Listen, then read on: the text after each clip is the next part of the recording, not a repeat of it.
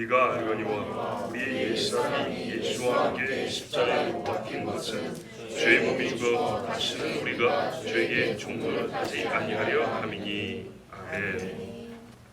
우리 예수 믿는 신앙을 죽음으로 표현한 특이한 문장입니다.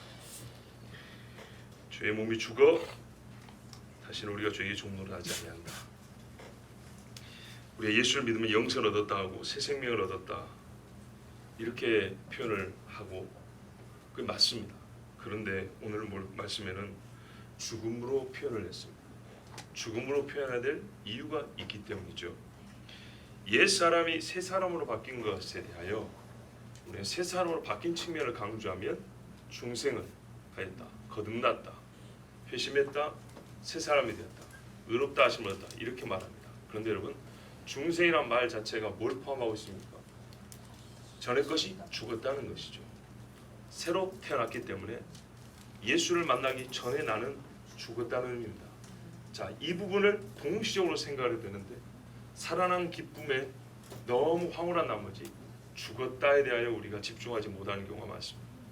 바울은 하나님의 감동을 따라서 로마서 5장까지는 살았다에 집중을 해 말씀한다면 6장, 7장은 죽었다에 대하여 말을 해주고 있습니다. 그런데 이 죽음에 대하여는 본래는 마귀에 속하여 살았던 거 아니겠습니까? 마귀에 속하여 살았던 것이 죄의 종노릇하여 살았던 것이 죽어버렸기 때문에 마귀는 다시 붙들고자 하겠죠. 쫓아냈더니 귀신이 또 들어온 것처럼. 자, 이 싸움이 누구에게 있냐? 신자에게 있습니다. 그렇죠? 왜? 뺏겼으니까 다시 찾으러 가지 않겠어. 고지전이죠. 그래서 7장에 보면 바울이 이 치열한 영적 싸움이 자기 속에서 일어나고 있는 것을 고백을 합니다. 오히려 회심한 경험이 없는 사람이 이런 싸움이 없습니다. 회심을 했기 때문에 영적 싸움이 치열하게 일어나고 이 전쟁터는 내 속이란 말이죠. 그래서 오호라 나는 공부한 사람이라는 표현이 나올 수밖에 없는 겁니다. 여기까지 경험하고 나서야 정말로 극치, 하나님의 구원의 극치를 깨닫고 체험하게 되는데 그게 바로 8장입니다. 생명의 성령의 법이 죄와 사망의 법에서 나를 해방하였습니다. 자, 이런 치열한 영적 전쟁과 한편은 딜레마처럼 보여요. 아니, 깨끗하게 되었는데 왜 이렇게 힘든 것인가?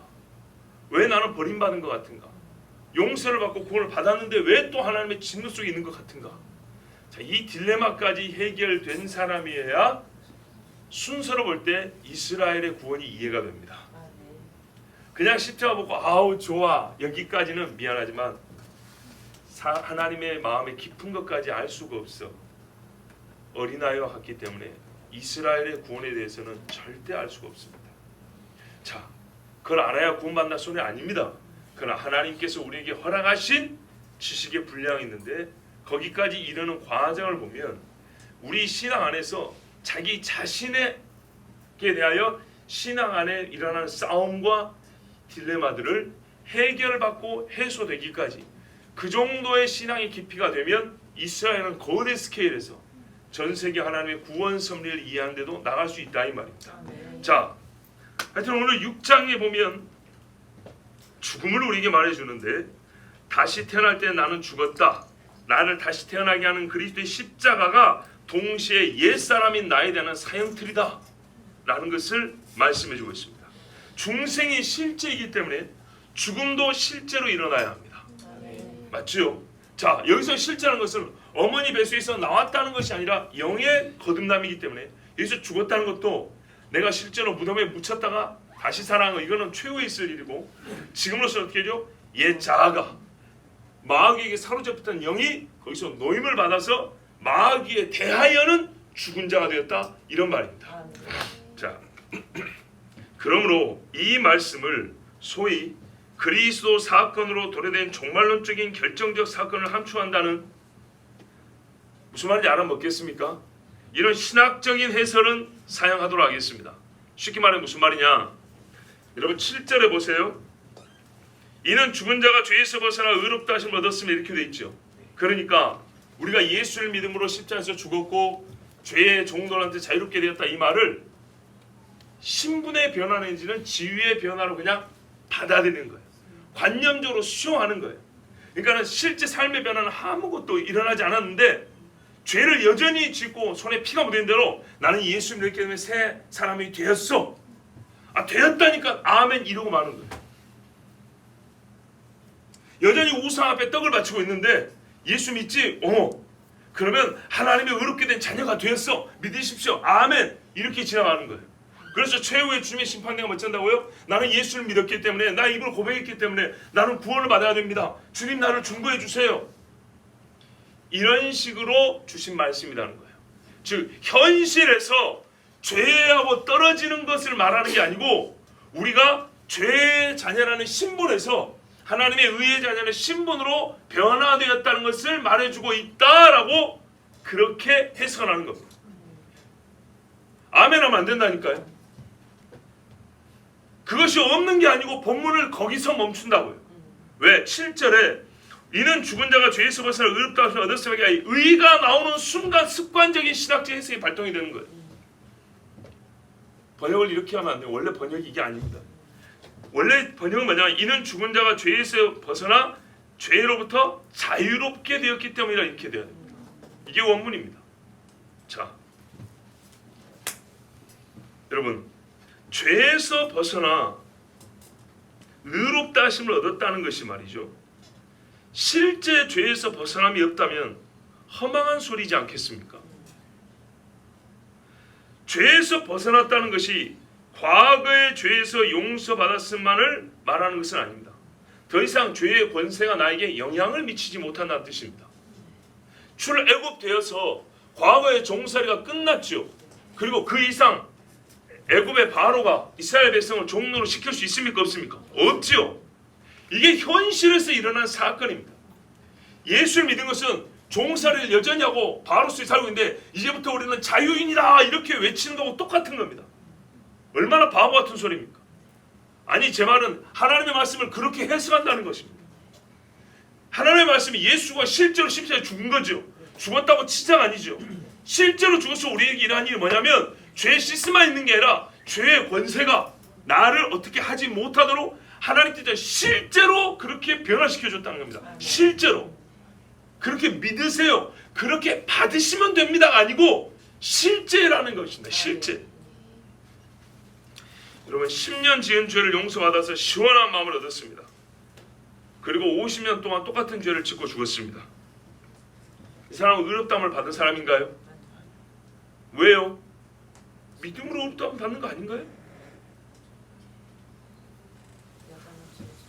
그 사람이 50년 죄를 지었지만 이거를 성경적으로 쓰면 50년 동안 그전에 10년과 똑같이 죄가 지배를 했잖아요.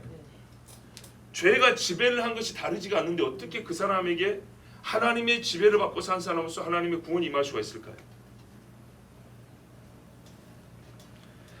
종말론적인 결정적 사건이 이 추상적 개념이 성립하기 위해서 그 말이 맞다 하더라도 현실의 구체적인 죄로부터의 벗어남이라는 체험적 사건이 있어야 됩니다. 그러니까 우리가 마지막에 가서 주님 앞에서 의롭다함을 받을 거야 라는 이렇게 지금 우리가 믿음을 확신할 수 있잖아요. 그러면 체험적 사건으로 증거가 있어야 된다는 얘기입니다. 그물을 버리고 와야 되고 예수 부인하면 그 자리에서 통과하고 그래야 되고 성경 어디에도 체험적 사건이 없이 내가 그리스도를 만났다 한 적이 없어요. 사마리아 여인을 보세요. 물동이를 버려두고 들어가서 그리스도를 만났다 하더라 그랬어요. 예수를 만난 체험이 없는 자가 의롭다 하심을 얻을 수 없는 것처럼 육체의 시간을 사는 동안 죄를 벗어난 체험이 없는 자가 의로움을 얻었고 심판에서 의롭다 하심을 얻을 수는 없습니다.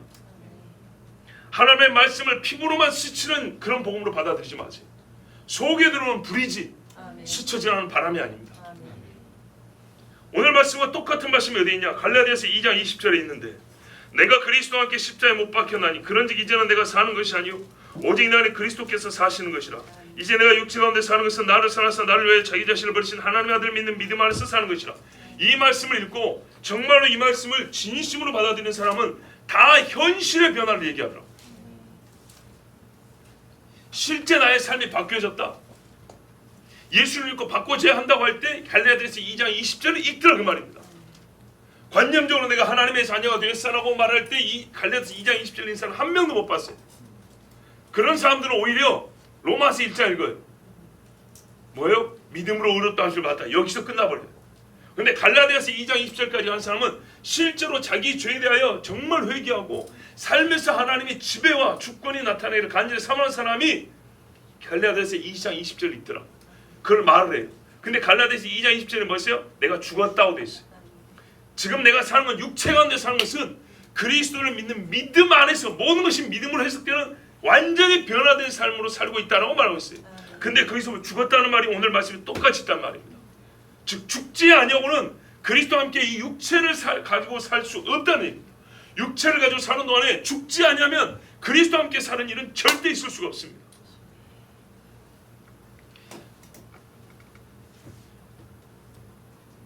여러분 7절에 의가 우리의 마음을 끌지 않기를 바랍니다. 의가 나올 때마다 신분의 변화, 최후적, 최종적 지위와 관계의 변화로 있는 버릇이 있는데 틀린 건 아닙니다. 의라는 말씀이 그게 해석이 틀린 게 아닌데 본문은 이 번역 자체가 옳지 아니하고 6장이 말하는 전체적인 말씀은 1장, 3장, 5장과 다릅니다. 3장에 우리가 예수를 믿음으로 의롭다함을 얻었다. 5장에 한 사람의 죄로 말미암아 우리 죽었는데 한 사람의 의롭다 하심을 말미암아 우리가 다 산다. 하나님과 화목해 되었다. 이렇게 말씀했죠. 그 다음 이야기를 하고 있는 거예요. 자, 여러분의 삶에 실제로 있는 일인가 없는 일인가 봐보세요. 예수 믿어서 여러분 모든 죄로부터 자유가 되었습니까? 처음 새신자 교육할 때 우리는 죄로부터 자유를 얻었습니다. 여기서 아멘이죠. 여기서 노면할 사람 없어요. 아멘인데 그 다음에 싸움이 있냐고요, 없냐고요? 있지요. 그런데 그 싸움이 현실로 주어지는데 아니야, 나에게는 싸움이 있을 수가 없어요. 왜? 나는 완전히 자유케 되었거든. 말이 돼요? 총알이 빗발치고 있는데 아니야, 나는 총알을 맞을 수가 없어. 쟤들한테는 총알이 떨어졌거든. 이게 말이 돼요? 아니라는 말이에요. 실제로 있는 일이에요. 예수를 믿기 때문에 싸움이 있는 것입니다. 그 싸움을 지금 얘기해주고 있는 거예요. 여러분 7절은 원래 이렇게 읽어야 되는 겁니다. 이는 죽은 자가 죄에서 벗어나 의롭다 하심 얻었습니다. 이는 죽은 자가 죄에서 벗어나 자유롭게 되었기 때문이라. 여러분 7장에 보면 뭐가 있냐면 남편이 죽은 여자는 남편의 법에서 자유케 되었니라 했어요. 실제입니까? 추상입니까? 실제죠. 진짜 있는 일이죠. 죽어버린 자하고는 법적 관계가 소멸되는 겁니다. 이해가 되시죠? 지금 그 말씀이에요. 죄에서 죽어버렸다는 얘기죠. 죽어버린 사람이면 무덤에 가가지고 땅을 파서 관뚜껑 연 다음에 일어나 보소. 내가 밥 잘 차려놨으니 같이 먹으러 가자고. 일어나 봐. 일어나요? 안 일어나요? 안 일어난다니까요. 납골당에 가서 이번에 한탕하게 내가 준비 다 해놨어. 자네는 그냥 운전만 해주면 돼. 자, 일어나. 따라와. 나올 수 있어요? 없어요? 못 나와요. 왜죠? 죽었기 때문에. 지금 그 말씀이에요. 죽었기 때문에 죄가 끌어가려고 해도 끌 사람이 없다 이 말입니다. 이게 현실로 된 사람이 그리스도인이고 이 사람이 중생된 사람입니다. 성경은 이렇게 말했어요. 복음을 희끄무리게 말해주지 않아요. 복음을 가담한 것처럼 말해주지 않아요. 완전하게 말해주고 있어요. 완전하게. 땅을 파담한 게 아니에요. 끝까지 파는 게 복음의 힘이에요.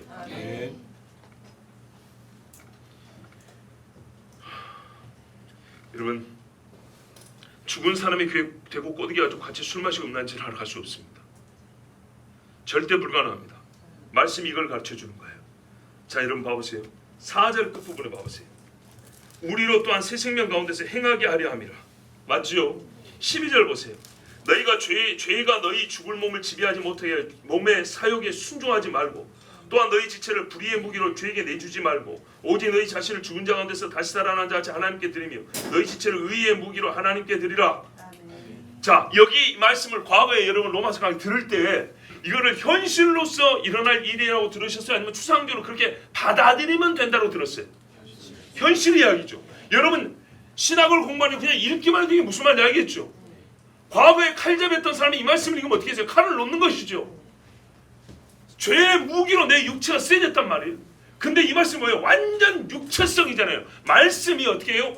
육감이 느껴지잖아요. 육체감이 느껴지잖아요. 몸의 변화를 확실히 말하고 있다는 게 느껴지죠? 바로 그 말이에요. 죄의 몸이 죽어 없어졌다는 얘기예요. 육체를 갖고 살고는 있는데 내 몸을 옛날에는 이 몸이 매개가 돼가지고 나라는 존재를 몸으로부터 시작해서 끌고 갔다고요. 근데 지금은 끌고 갈 몸이 없어요. 똑같이 이 땅을 살고 있는데 끌고 갈 몸이 없어요. 이게 바로 중생한 사람. 이 사람이 바로 예수 그리스도를 말미암아 죄에서 자유케 된 사람이에요. 근데 마귀는 어떻게 해요? 택한 자라도 실족해 한다고 그랬죠. 그렇게 애를 쓴다고 그러죠. 그래서 어떻게 해요? 마음이 자꾸 파고들어요. 마귀는 어떻게 해요? 마음으로 파고들어요. 사람의 몸을 지배하려면 여기 들어와야 되거든요. 그래서 어떻게 합니까? 마음으로 파고드는데 생각이란 묘하게요 강제성이 느껴져요. 자, 친구가 술 마시러 가라 그랬어요. 아예 안 돼. 오늘은 나 집에 가야 돼. 아니 교회 가야 돼. 뿌리치는 것이 오히려 쉽습니다. 지나가다가 술집 보고 옛날 생각하면 나버리잖아요. 이거 집에 들어갈 때가 계속 생각납니다. 경험 있는 사람 알 거예요. 무슨 생각이냐? 옛날에 음란한 거 좋아했어요. 근데 친구가 나보고 음란한 데 가재. 내가 이걸 예수 믿기 때문에 뿌리칠 수 있어. 얘 보기에도 창피해서 내가 더 이상 나 그런 사람 아니냐고 뿌리칠 수 있어. 그런데 어떻게 그 말이 귀에 남아있어요. 그래서 밤에 잘 때까지 집에 들어갈 때까지 계속 안 좋은 생각이 나는 거예요. 그 생각이 잘 안 뿌려쳐지는 거예요. 사람의 생각은 희한하게 몸에 들어 마음속에 들어오잖아요. 강제력을 행사합니다. 그래서 생각 자체가 들어오지 않게 하는 게 훨씬 중요합니다. 안 듣는 게 좋은 겁니다. 그래서 한 번 들려주고 한 번 눈에 들어오면 희한하게 마음속에 들어오면 손은 뿌리칠 수 있는데 속으로 들어온 거는 그 힘을 이겨내기가 굉장히 어렵습니다. 바울이 이걸 경험한 거예요. 내 속사람에 한 법이 있더라. 누가 법이라고 몇 종 몇 항으로 집어넣은 게 아니라 생각이 들어왔는데 그 생각이요 법적 힘을 행사하더라는 거예요. 이게 영적 싸움이에요. 그래서 바울조차도 오고라 나는 공부한 사람이다 한 거예요. 근데 이 싸움이 한 번 있었다고 끝나고 실존적으로 내가 변화됐어요 아니고요. 매번 있는 거예요. 매번. 하나님 신학자들이 이런 말이에요. 하나님 앞에 실제 존재의 변화는 실제라고. 실제 그러니까는 현실에서 일어나는 있는 일은 우리의 존재의 변화고 존재의 변화는 항상 현실에서 있음으로 나타난다고. 그런데도 불구하고 이 말씀을 해석할 때는 우리의 지위 변화입니다. 우리의 신분의 변화입니다. 이렇게 해석을 해요. 얼마나 모순이에요 보세요.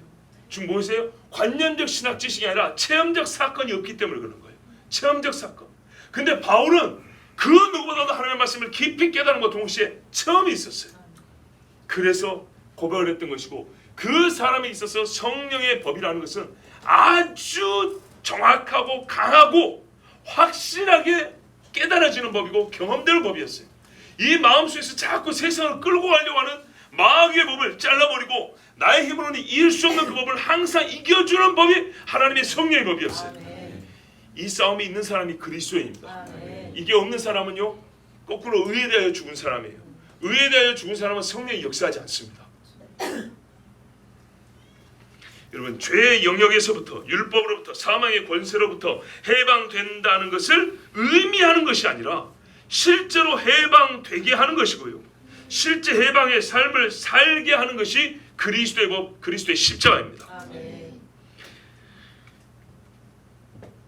시편 1편을 보시면 복 있는 사람은 악인의 꾀에 따르지 아니하고 죄인의 길에 서지 아니하고 오만한 자의 자리에 앉지 아니한다 했어요. 굉장히 육체적인 이야기 아닙니까? 몸의 이야기 아닙니까? 그 전에는 내 몸이 거기 있었거든요. 근데 복 있는 사람은 이게 버려지는 사람이에요. 거기에 안 가요. 그런데 왜 복음은 거기까지 미치지 못할까요? 복음을 그냥 나의 신분의 면으로 받아들이는 걸로 끝날까요? 복음은 받아들이라고 하는 것이 아니고요. 받아들인 자에게 실제로 나타난 역사의 힘이라니까요. 실제로 이 사람을 복되게 해요. 악한 길에서 끄집어낸단 말입니다. 다윗도 보세요. 하나님 앞에 말씀에 붙들려 있을 때는 사울이 눈앞에서 죽이지 않잖아요. 그런데 성경에 네가 내 말을 멸시하였습니다. 그렇게 될 때 어떻게 하죠? 의로운 사람을 칼로 죽이지 않습니까? 실제의 변화라고요. 실제의 변화. 죽었다는 말을 관념적으로 받아들이지 마십시오. 실제로 마귀가 끌어당길 육체가 없습니다. 여기까지 받아들여야 됩니다. 하나님 분명히 그렇게 말씀하고 있습니다. 죽었다는 말을 들을 때 어떤 사람은 그리스도께서 내 삶에 들어오셨다 는 말로 이해하는 분들이 있습니다. 서양 사람들 특히 이런 표현을 잘 씁니다. 내 삶에 들어오셨어. 무슨 뭐 저기 우주적 기운이 들어왔다는 거하고 별 차이가 없는 표현들이에요. 이런 표현들 조심하세요. 본문의 말씀은 그리스도와 함께 내가 죽었다입니다. 그리스도와 함께 죽었기 때문에 십자가에서 죽었다는 겁니다. 십자가의 대속의 사건을 내 것으로 받아들일 때 그 대속을 받아들인 나는 과거의 나로부터 완전히 죽고 새로 태어난 사람이다. 이런 뜻입니다. 지금 내가 살고 있는 것은 그리스도와 함께 죽었고 그리스도가 내 몸 안에 들어오셔서, 우리는 영으로 말하는데 영육이 하나이기 때문에 나는 그냥 몸으로 말하겠어. 그리스도가 내 몸 안에 들어와서 내가 사는 것입니다. 갈라디아서도 그랬잖아요. 내가 육체 가운데 산다 그랬어요. 내가 몸으로 사는데 내 몸에 누가 계신다고요? 그리스도가 계시다는 거예요. 옛사람이 죽었습니다. 그런데 지금 내가 살아있으니 나는 새 사람으로 사는 것이죠. 사람이 달라진 겁니다. 생활이 달라진 것이 아닙니다. 내가 달라진 것입니다. 나를 두고 생활만 달라질 수는 없습니다. 나를 뺀 생활이라는 것은 말도 안 되는 소리입니다. 여러분, 예수께서 자기를 부인하시고 하나님의 의를 위하여 죽었을 때 나도 나를 부인하는 자가 되었습니다. 나는 내 죄에 대하여 죽은 자가 되었습니다. 이것은 십자가의 역사성과 동일하게 나의 역사가 되어야 합니다. 이 사람은 단 한 가지의 죄도 내 몸에 있는 것을 거부합니다. 없을 수 없는 실존의 신자는 항상 회개합니다. 무슨 말이냐? 나에게는 죄가 있어서는 안 된다고. 그런데 죄가 있게 되면 어떻게 하죠? 이 사람 나에게 없어야 되는 것이죠. 그래서 항상 회개합니다. 부흥이라면 크게 두 가지 사건이 일어나는데요. 사람들이 하나님 의식을 하고 살아갑니다. 모든 일에 하나님을 생각을 합니다. 또 하나는 뭐냐면 아무리 작은 일이라도 씻습니다. 발을 씻어야 한다. 목욕한 자는 발만 씻으면 된다는 말은 축소 해석하면 발만 씻는 거지만 현실 그대로 받아들이면 발은 맨날 씻어야 된다는 뜻입니다. 그래서 부흥을 경험한 사람, 진짜 성령의 법으로 새롭게 된 사람은 매사에 하나님을 생각하면서 합니다. 아까 그랬죠. 생각이 법이다 그랬죠. 하나님을 생각하기 때문에 하나님을 떠나서는 일을 할 수가 없어요. 하나님 생각이, 하나님 의식이 나에게 하나의 강제성을 띄웁니다. 강제 힘을 미친다고요. 그리고 작은 죄에 대해서도 그 즉시로 회개하게 됩니다. 이게 바로 죄에 대해 죽은 사람입니다. 죄에 대해 죽어서 작정을 해서 나는 죄로부터 죽었어 하고 머리 떨어진 게 아니라 하나님의 성령에 사로잡히면 하나님을 생각하기 때문에 죄를 생각할 겨를이 없고 하나님 앞에 회개를 하기 때문에 마귀가 이 더러워야 마귀는 끌고 가는데 깨끗한 몸이라서 마귀가 자꾸 손을 대면 미끄러집니다. 미끄러져. 그래서 죄에 끌려가지 않습니다. 자, 그러므로 예수와 함께 십자가에 못 박힌 자는 죽었기 때문에 죄가 유혹하고 미혹하고 강요하지 못합니다. 죄는 원함과 함께 운동을 합니다. 죄가 움직일 때는요, 사람의 원함이 함께 있어요. 윤활유처럼 함께 있다고요. 그런데 원하는 몸이 없어져 버렸어요. 갈고리가 없어졌어요. 하나님을 의시하고 살아가는 자, 더러움을 바로바로 씻어내는 몸 앞에 죄의 유혹이란 있어도 없는 것이 되어버렸습니다. 그런데 이게요, 쉽지만 얼마나 어렵습니까? 실제로 몸 안에 싸움을 할 때 얼마나 어렵냐고요. 그래서 여러분, 바울의 7장 말씀이 우리에게는 정말 중요한 말씀입니다. 내가 왜 구원받았는데 이렇게 힘들까? 왜 나에게 이렇게 괴로운 싸움이 있는가? 이게 신자에게는 당연한 일이고, 그러나 우리 속에서는 하나의 딜레마처럼 여겨집니다. 바울이 그렇게 고백을 했거든. 내 속상을 하나님의 법을 분명히 즐거워하는데 어떻게 또 다른 법이 있을 수 있고 이것이 나를 자꾸 끌고 가는가? 그래서 나는 구원을 받았음에도 불구하고 왜 구원에 대하여 불확실한 표현을 할 수밖에 없는 양심상의 괴로움을 느끼는가?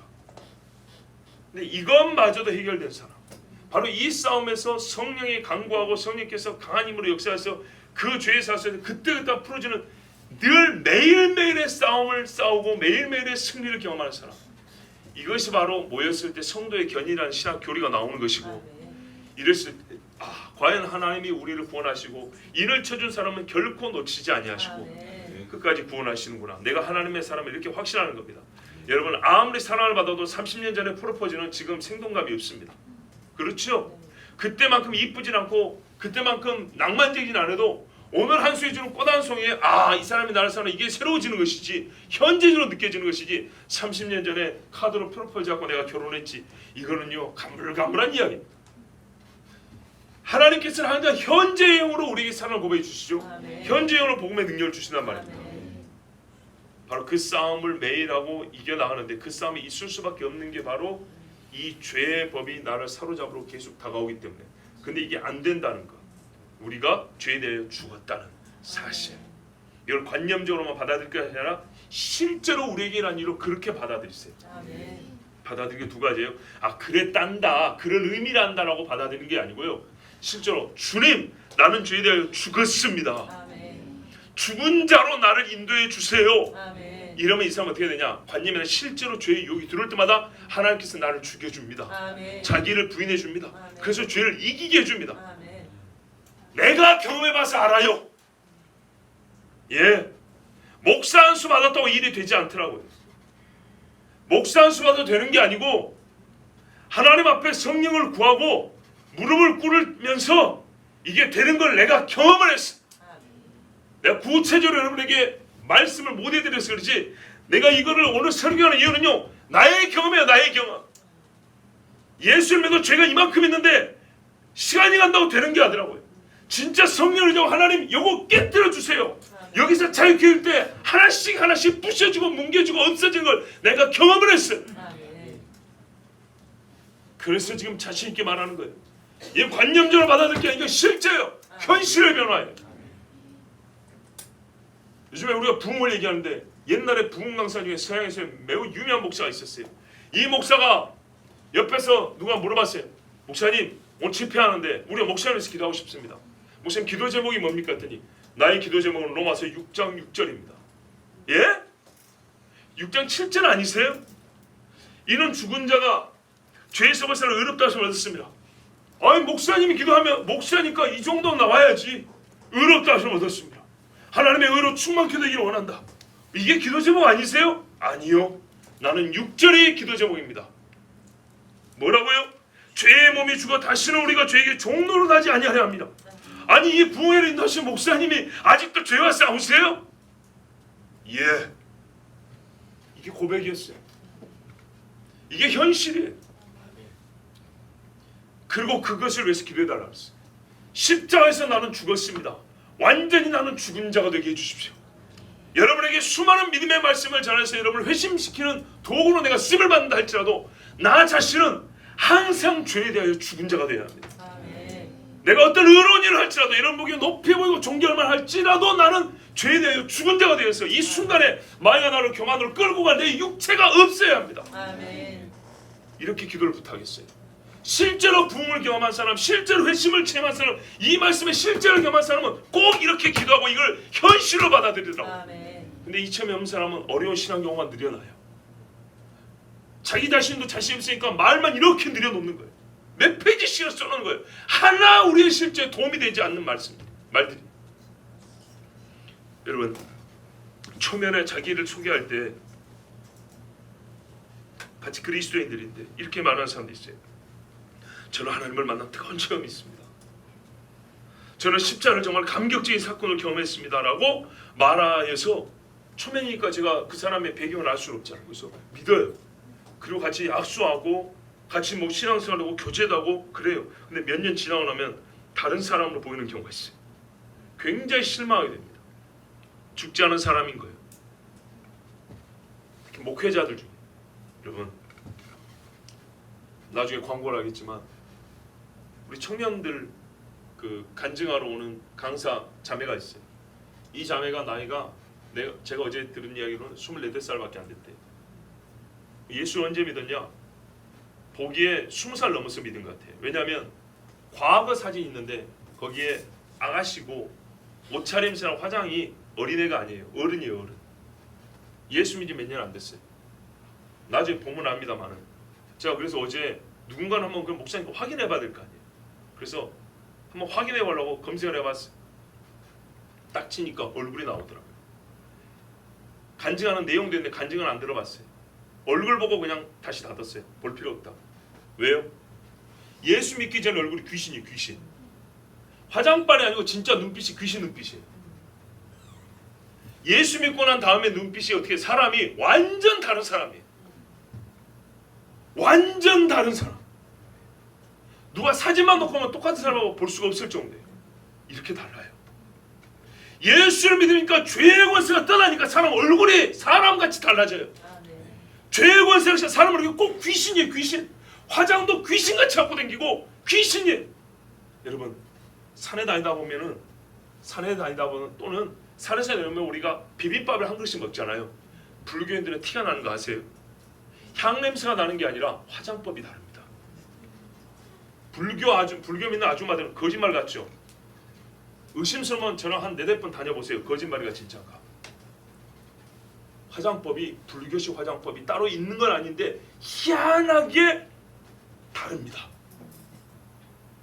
달라요.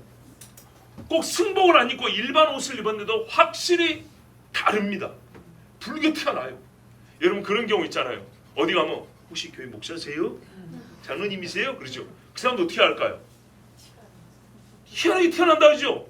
그러니까 제 말이 이상하게 들으면 안 돼요. 꼭 뒤집으면 되는 거예요. 달라요. 표시가 납니다.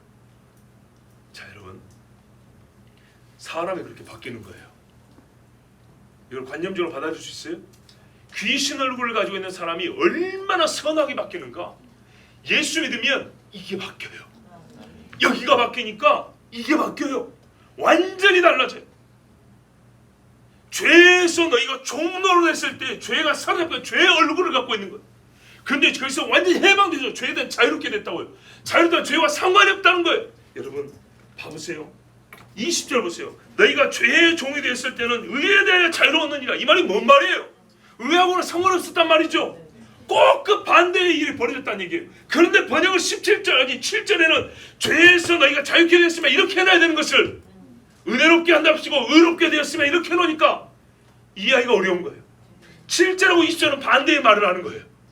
너희가 죄의 종이 됐을 때는 의에 대한 아무 상관이 없었다. 너희가 의의 종이 됐을 때는 이제는 죄와 아무 상관이 없다. 그 말씀인 거예요. 자, 죄에 대하여 죽었기 때문에 이제는 죄와 상관이 없습니다. 이제는 의의 종이 됐기 때문에 의의 무기로 쓰임을 받습니다.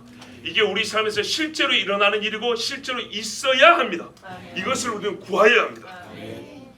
그런데 초면에 예수를 만났다고 했는데 가만 보니까 몇 년 지나니까 마귀 얼굴이 나오는 거예요.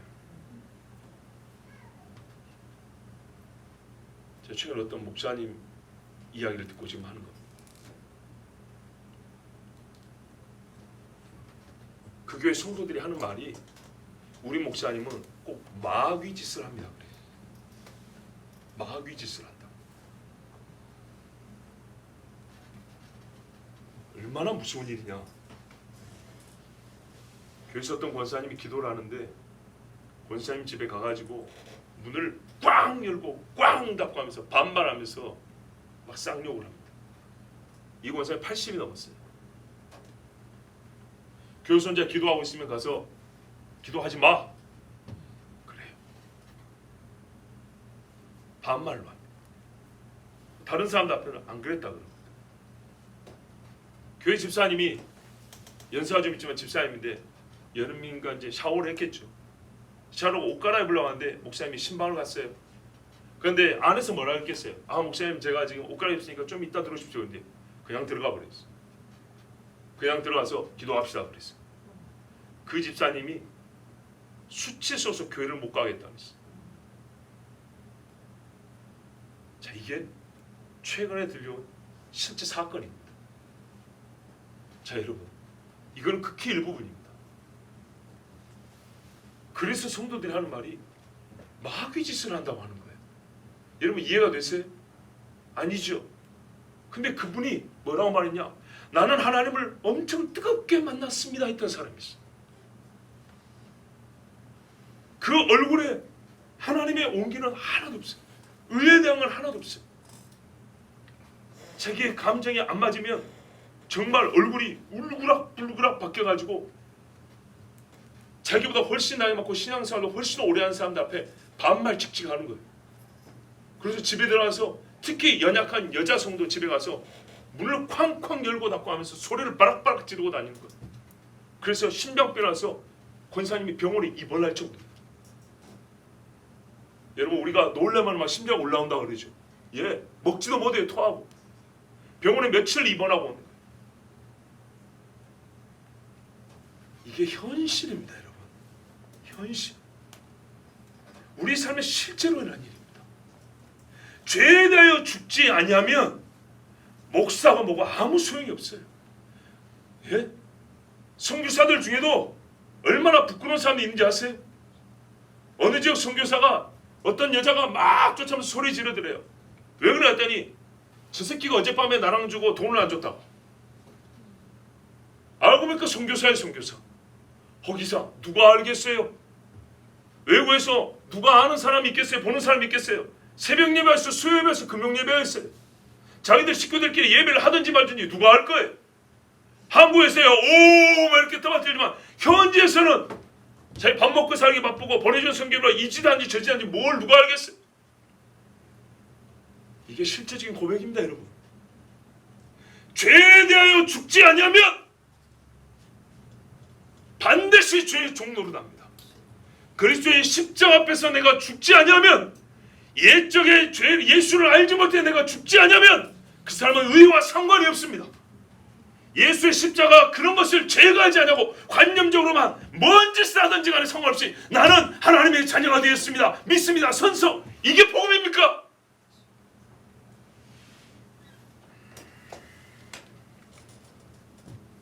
여러분, 부흥을 일으킨 대부흥사 목사가 정말로 하나님을 만난 사람이었기 때문에 고백하는 말이 나는 죄에 대하여 죽기를 원합니다. 이렇게 고백했어요. 어떤 이는 사랑스럽게 나는 죄에 대해서 죽었어요. 나는 예수님이 죽었어요. 이런 사람들이 정말 많습니다. 정말인가요? 어떤 사람들은 말해요. 옛날에 내가 아니다. 과거에 나는 죽었다. 이런 식의 말들이 있어요. 아니요, 그거는 자기 속에서 자기 생각으로만 바뀐 나예요. 진짜로 바뀐 게 아니에요. 예수 십자가가 빠진 나는 죽었다는 없습니다. 예수 십자가를 바로 만나지 않냐고 자기 스스로 나는 손 씻었다. 이거는 그냥 자기 혼자 손 씻은 것입니다. 절대로 그 씻겨진 거 아닙니다. 아까 말씀드린 거를 좀 더 말씀드리죠. 나의 삶이 바뀌었다. 이게 그래서 얼마나 허망된 소리냐. 여러분, 하나님께서 나의 삶에 간섭하기 시작하셨어요. 하나님께서 나의 생활을 인도해 주기 시작하셨어요. 이거는 내 자신이 바뀌었기 때문에 일어난 일일 수는 있는데 그 자체로 우리가 구할 건 아닙니다. 무슨 말이냐? 하나님 나의 삶에 들어와 주세요. 내 삶을 다스려 주세요. 틀린 말 아닌데 아주 조심해야 돼요. 아까 그랬죠. 무슨 우주의 영을 받아들이고 기운을 받아들이는 것처럼 그런 식으로도 쓰이는 말이라고. 성경을 보시면 놀라운 사실을 발견하게 됩니다. 예수님께서 마귀의 삶에도 간섭해 주십니다. 예수님께서 귀신의 생활에도 들어가서 간섭을 해주시고 변화시켜 주십니다. 귀신이 사람 속에 들어서 잘 사는데 쫓아버리잖아요. 변화라는 말을 좋게만 생각해, 간섭이라는 말을 긍정적으로만 생각하지 마세요. 귀신이 사람 속에 들어와서 지금 재밌게 잘 살고 있는데 귀신아 나와 그랬다고. 그러니까 뭐라 그래요? 우리 아직 때가 안 됐는데 왜 나오라 그럽니까? 그러죠? 예수님께서 귀신이 사람을 꼬꾸라뜨리고 있는데 간섭을 해가지고 너 나왔고 그 사람 몸을 펴버렸어요. 하나님은요 마귀의 삶에도 간섭합니다. 마귀가 나쁜 짓 못하게 묶어버립니다. 귀신이 사람을 괴롭히지 못하게 쫓아내버립니다. 자, 이렇게 간섭해 주십니다. 이 정도 간섭을 원하세요? 하나님은 불신자에게도 역사해 주십니다. 하나님의 영은 불신자도 사용하십니다. 발람도 한 번은 하나님의 영의 가운데서 이스라엘에서 똑바른 예언을 한 적이 있어요. 그러나 어떻게 했죠? 다시 이스라엘을 죽일 꾀를 만들어냈어요. 고레스도 하나님의 율법을 잊지 않았지만은 어떻게 감동을 받았는지 모르지만은 이스라엘 백성아 돌아와서 너희 하나님의 성전을 지으라 그랬어요. 느부갓네살도 예수 믿었다, 하나님 앞에 제사 지냈다는 말은 없어도 미치고 아이가 된 다음에 다니엘이 믿는 하나님이 진짜 하나님을 이렇게 고백을 했어요. 자, 하나님의 영이 불신자에도 역사합니까 안 합니까? 역사하죠. 가끔은 어떻게 해요? 신자들의 순교를 각오했는데 하나님 나를 살려주세요 하고, 아니면 내가 죽으면 죽으라 했을 때 총살하고 칼로 죽이려 했다가 그 모습으로 감동해서 당신은 가시오 하고 살려줬다는 그런 간증들 들어본 적 있죠. 자, 그 살려준 신자를 죽이려고 했던 그 사람, 그런다고 그 사람 회개했을까요? 그 중에 회개한 사람이 있고 안 한 사람도 있어요. 불신자를 감동시켜 주사 신자를 살려주신다고요. 그러나 그 사람이 완전 신자가 됐냐? 그거는 다른 문제예요. 자 보세요. 하나님의 영이 귀신의 삶에도 역사하시고 불신자의 삶에도 간섭하신다고요. 그러나 그들이 구원을 받았고 그러나 그들이 하나님의 자녀가 됐냐는 것은 아니라 이 말입니다. 성경에 말하는 건 뭐냐면 네 몸, 네 육체, 네 존재, 네 사람, 네 자신이 바뀐다 이렇게 말하고 있는 거예요. 내가 네 안에 들어가고 네가 내 안에 들어온다고 말하지 내가 네 삶에서 돌아다녀 줄게 이런 게 아니에요. 너도 내 삶 안에 그리스도 이 교회라는 울타리 안에 들어와서 좀 돌아다녀줘. 여기서 자리 하나 채워줘. 하나님 그렇게 말씀하신 게 아니에요. 요한복음 15장에 보세요. 나는 포도나무여 너희는 가지라. 그가 내 안에 내가 그 안에 거하면 사람이 열매를 많이 맺나니 나를 떠나서는 너희가 아무것도 할 수 없습니다. 사람이 내 안에 거하지 아니하면 가시처럼 밖에 버려져 마르나니 사람들이 그것을 보다가 불에 던져 사르니라. 내 안에 있지 아니하는 자 동시역 사건이죠. 내가 그 안에 있지 아니하는 자는 열매가 없어 불에 살라버린다 그랬어. 골로새 1장 27절에 하나님이 그들로 하여금 이 비밀의 영광이 이방인 가운데 얼마나 풍성한지를 알게 하려 하십니다. 이 비밀이 뭐냐? 이방인 가운데서 풍성하는 이 비밀이 뭐냐? 이 비밀은 너희 안에 계신 그리스도시니 곧 영광의 소망이니라. 아멘. 여러분 성경은요 내 삶에 들어온 예수를 말하지 않아요. 내 몸 안에 들어온 예수를 말하는 거예요. 성령이 우리 몸을 성전으로 삼다 그랬어요. 우리 몸은 육과 영이 하나지 않습니까? 바로 이 몸 안에 들어온다 했어요. 몸 안에 그리스도가 들어와 계시기 때문에 몸 안에 그리스도가 계시니까 죄가 나를 지배하지 못하게 되는 거예요. 이게 실제로 삶에서 나타날 수밖에 없습니다. 죄를 이기고 싸움 이길 때마다 한 번 깨고 파도가 올 때마다 한 번 깨고 나오고 한 번 깨고 나오고 한 번 깨고 나오고 음란한 영상을 옛날에 100개를 봤으면 10개가 줄고 20개가 줄고 30개가 줄고 5년 10년이라도 이제는 한 번을 안 봐도 괜찮고 술 한 잔을 먹지 못하면 잠을 못 잔 사람이 한 달을 참고 두 달을 참고 1년 2년 10년을 참고 이제는 아예 생각도 안 나고 이렇게 변화될 수밖에 없다는 겁니다. 그것도 못하는 예수를 뭐하러 믿습니까? 그것도 못하는 성령에 무슨 권능이 있습니까? 어떻게 우리를 무덤에서 부활을 시킨단 말입니까? 그리스도께서 우리를 위하여 죽으신 것은 하나님 앞에서 의롭다함을 얻게 하려 하시며 동시에 죄에 대하여 죽게 하려 하십니다. 우리 몸이 그리스도 예수의 십자가에 못 박혀서 죽었음으로 말미암아 결코 우리가 죄의 종노릇 하지 아니하여 이제 우리는 죄로부터 자유케 되었다. 남편이 죽은 아내는 남편의 법으로부터 자유롭게 된 것 같이 죄에서 죽었으니 우리는 죄로부터 자유롭게 된 것입니다. 이게 관념이나 신분의 변화 이상입니다. 여러분 오늘 매추감사주일입니다. 매추감사주일은 원래는 오순절이죠. 오순절 매추감사주일입니다. 오순절은 하나님께서 성령을 부어주시고 하나님의 자녀로 추수할 것을 작정하시고 주신 절기입니다. 그런데 그 절기를 약속의 때를 가르쳐 주실 때 곡식 거두는 때와 딱 맞춰서 우리에게 가르쳐 주셨습니다. 하나님께는 우리가 그렇게 알곡이 잘 익은 곡식처럼 여겨지고 거두어져 하나님의 창고에 들여지기 때문입니다. 우리 자신이 하나님에게는 곡식처럼 창고에 들여져야 한다는 것입니다. 그런데 우리 자신이 들을 때 우리는 몸만 갖고 아니라 우리가 열매를 갖고 합니다.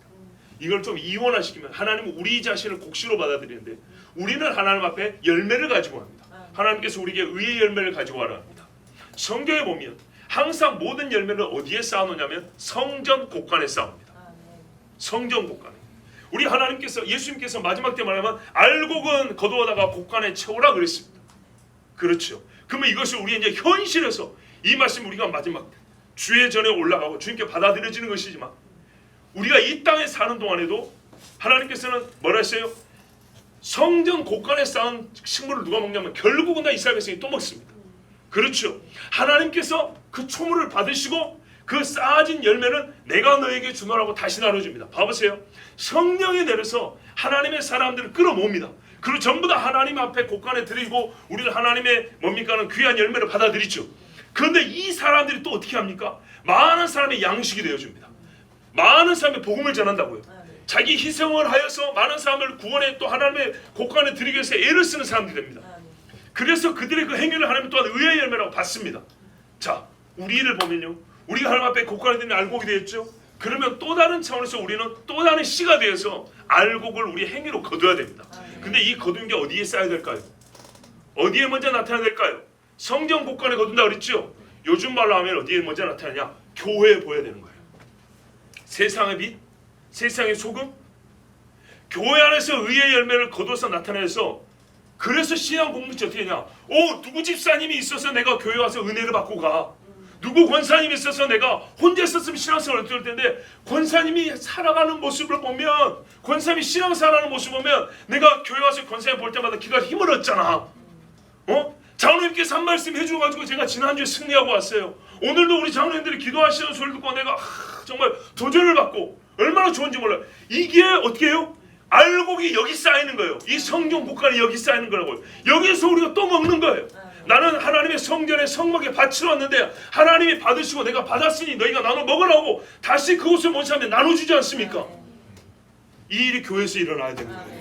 죄의 열매가 아니라 의의 열매를 맺어서 의의 열매를 하나님께 바치고 하나님이 그것을 고가에서 열어서 내어주면 옛 것과 새 것을 그 주인의 고가에서 내줄 자가 누구냐? 바로 우리 자신 아닙니까? 그래서 우리가 그것을 서로 내어다가 나누면서 하나님의 자녀로서 복됨을 누리는 것입니다. 이게 절기를 정말로 바로 지키는 사람들이 받는 복이고요. 우리에게 있어야 하는 일입니다. 여러분, 특별히 맥주감사주일은 오순절 성령을 약속하신 하나님의 절기입니다. 그러므로 여러분, 우리 삶에 더 이상 죄의 열매를 맺지 마십시다. 하나님의 성령께 간구하십시오. 능력은 성령께 있지만 항상 성령 말합니다. 믿음은 하나님이 주시지만은 믿음을 가져야 하는 것은 너라고 말합니다. 믿어야 하는 것은 너라고 말합니다. 똑같습니다. 생명의 성리법이 우리를 자유케 하는데 생명의 성리의 법을 구하는 것은 우리 몫입니다. 여러분, 구하셔서 정말로 죄로부터 자유롭게 되시고 의의 열매를 맺어서 곳간에 들이시는 나 자신과 나의 삶이 되길 바랍니다. 그리고 그것을 하나님이 흠양하시고 또한 모든 성도가 함께 나눠 먹을 수 있는 하나님 주시는 하늘 신령한 양식과 같이 우리의 의의 열매가 맺혀지길 원합니다. 이것이 하나님의 말씀이고요. 옛적에 정말 하나님 앞에 새롭게 된 사람들은 이 말씀을 실제로 받아들였고 실제로 현실로 살았습니다. 우리에게도 이 역사가 있을 줄로 믿습니다.